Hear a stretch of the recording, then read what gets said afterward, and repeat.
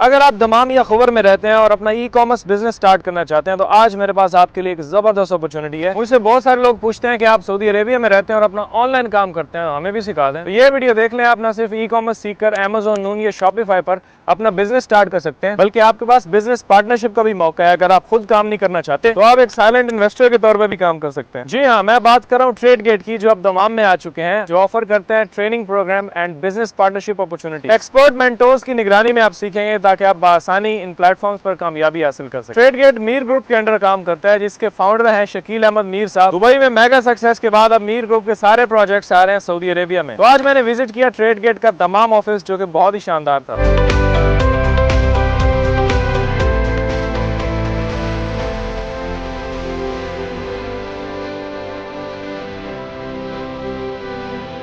Trainings के लिए बहुत जबरदस्त इंतजाम है, जहाँ आप एक हेल्दी इन्वायरमेंट में लर्निंग कर सकते हैं।